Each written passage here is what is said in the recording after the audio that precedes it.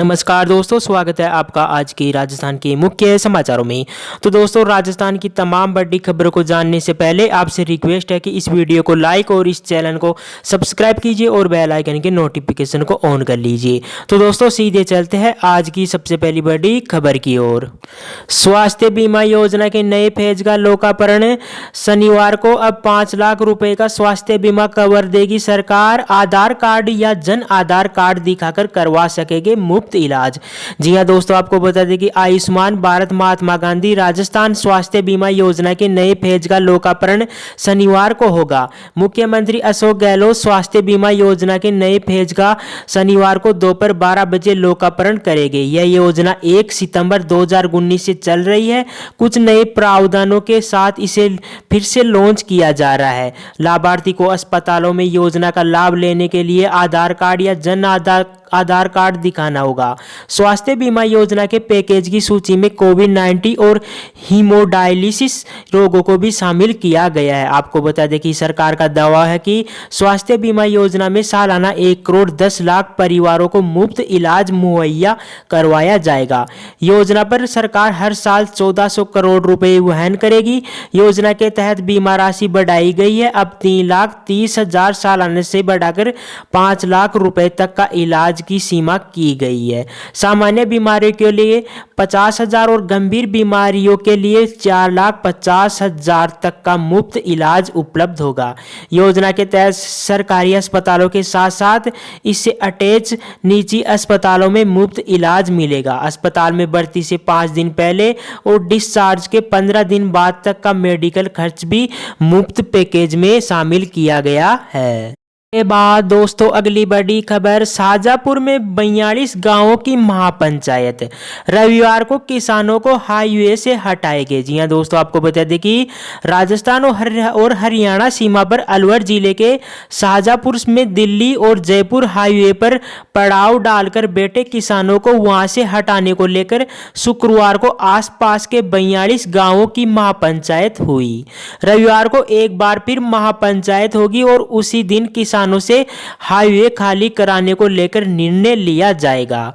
आपको बता दें कि शाहजहांपुर के पास जय सिंहपुरा गांव में शुक्रवार को हुई महापंचायत में राजस्थान और हरियाणा के बॉर्डर इलाके के 42 गांवों के ग्रामीण शामिल हुए।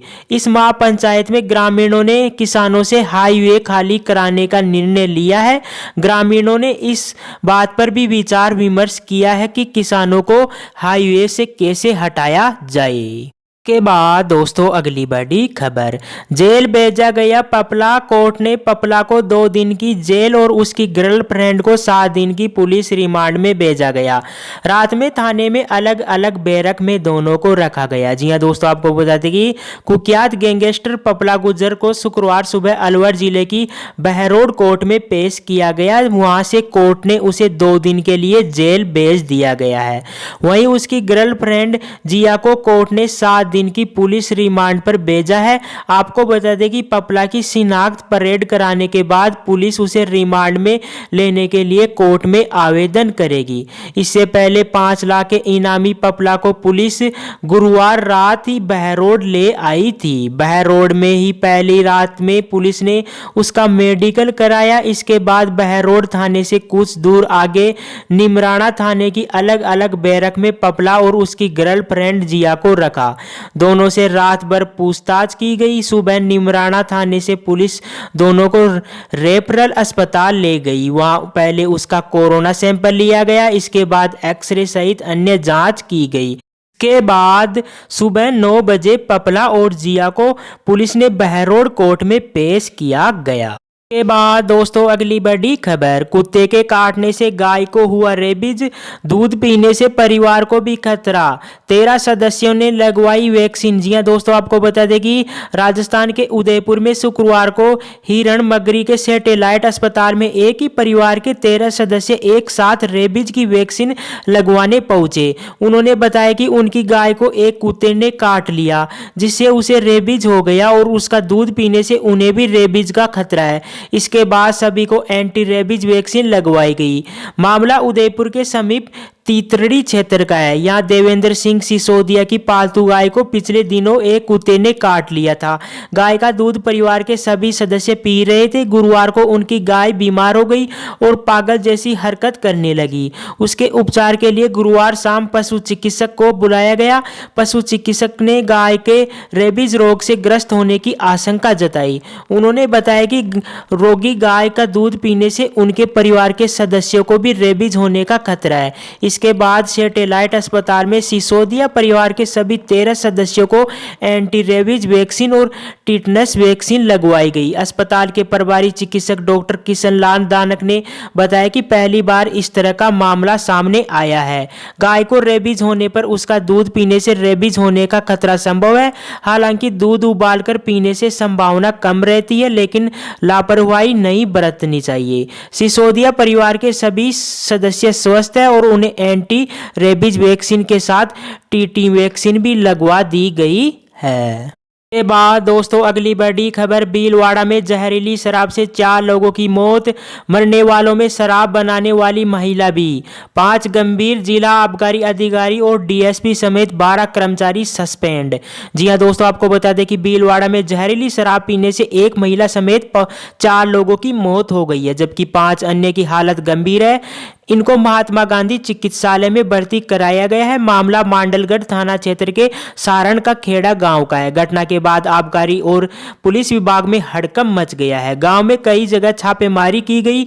जहरीली शराब से मौतों का पता चलते ही कलेक्टर और एसपी मौके पर पहुंचे। वहीं इस मामले में भीलवाड़ा के जिला आबकारी अधिकारी, मांडलगढ़ डीएसपी, थाना प्रभारी समेत आबकारी और पुलिस विभाग के 12 कर्मचारियों को निलंबित कर दिया गया है। जांच अजमेर के संभागीय आयुक्त को सौंपी गई है। वह 15 दिनों के भीतर सरकार को रिपोर्ट देंगे। इसके अलावा मुख्यमंत्री ने चारों मृतकों के आश्रितों को 2-2 लाख और हॉस्पिटल में भर्ती 5 लोगों को 50-50 हजार रुपए की सहायता देने की घोषणा की है। के बाद दोस्तों अगली बड़ी खबर, पेट्रोल और डीजल पर वेट में कमी, पूनिया बोले देर से आए दूरस्थ भी नहीं आए। जी हां दोस्तों, आपको बता दें कि प्रदेश में पेट्रोल और डीजल की कीमतों में लगातार हो रही बढ़ोतरी के बाद मुख्यमंत्री अशोक गहलोत ने 2% वेट कम करके आमजन को राहत दी है, मगर भाजपा ने इसे नाकाफी बताया है। भाजपा प्रदेश अध्यक्ष सतीश पूनिया ने कहा कि सरकार से देर से आई फिर भी दूरस्थ नहीं आई। अभी भी देश में सर्वाधिक वेट राजस्थान में है। सरकार 2 रुपए की जगह 10 रुपए कम करती तो प्रदेश की जनता को राहत मिलती। झूठी हुआ है वही लूटने की कोशिश कर रहे हैं। पेट्रोल और डीजल की दरों में कोई प्रतिस्पर्धा नहीं है। अंतर्राष्ट्रीय मानकों के अनुसार दरें तय होती है। पूनिया ने कहा कि केवल सियासी मामला होता तो सरकार पहले भी राहत दे सकती थी, लेकिन अब अस्थिरता और किसी चुनाव पर फोकस करते हुए यह निर्णय लिया गया है। वहीं केंद्र सरकार से वेट कम करने की मांग के सवाल पर पूनिया ने कहा कि आने वाले दिनों में केंद्र सरकार जो कदम उठाने जा रही है उससे इस दिशा में सकारात्मक सुधार होगा। दोस्तों अगली बड़ी खबर, सांसद ने सदन का नियम तोड़ा। राजस्थान के सांसद बेनीवाल ने कृषि कानूनों का विरोध करते हुए अपनी वीडियोग्राफी की और उसे मीडिया में जारी किया। जी हां दोस्तों, आपको बता दें कि लोकसभा में शुक्रवार को बजट सेशन के पहले दिन राजस्थान के नागौर से सांसद हनुमान बेनीवाल ने सदन का नियम तोड़ा।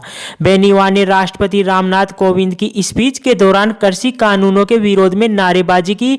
उन्होंने अपनी वीडियोग्राफी भी की और इसे मीडिया में भी जारी कर दिया, जबकि सदन में लोकसभा और राज्यसभा के कैमरों के अलावा किसी को भी वीडियोग्राफी की इजाजत नहीं है।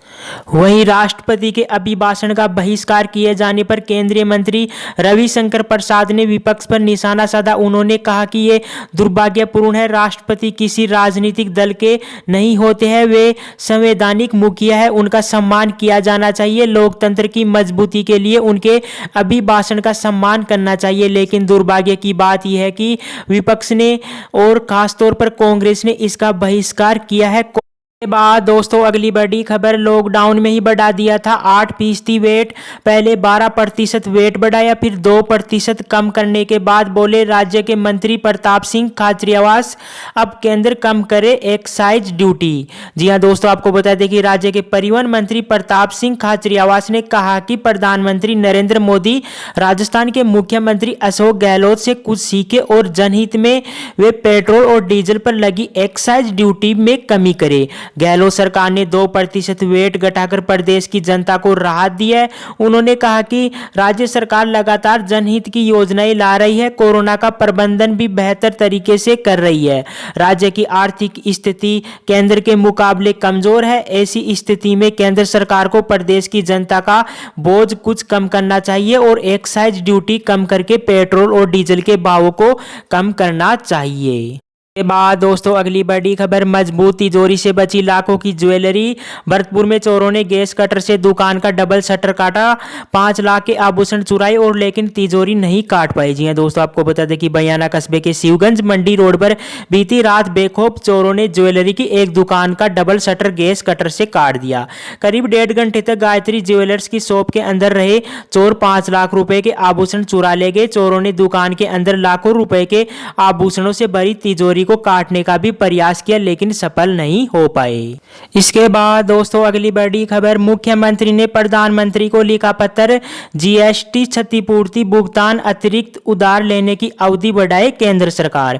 जी हां दोस्तों, आपको बता दें कि मुख्यमंत्री अशोक गहलोत ने प्रधानमंत्री नरेंद्र मोदी को पत्र लिखकर राज्यों को केंद्र सरकार की ओर से देय जीएसटी क्षतिपूर्ति राशि की गणना राज्य के सकल राजस्व घाटे के आधार पर कर भुगतान करने और जीएसटी क्षतिपूर्ति की अवधि बढ़ाने की मांग की है। उन्होंने कोविड-19 महामारी के दृष्टिगत राज्यों की अतिरिक्त उधार लेने की सीमा अगले वित्तीय वर्ष के लिए बढ़ाने का भी अनुरोध किया है। गहलोत ने वित्तीय वर्ष 2021 और 22 के लिए संसद में पेश होने वाले केंद्रीय बजट से पहले लिखे इस पत्र में राज्य की आर्थिक स्थिति की ओर ध्यान आकृष्ट करते हुए कहा कि कोविड-19 महामारी का अर्थव्यवस्था पर गहरा नकारात्मक प्रभाव पड़ा है।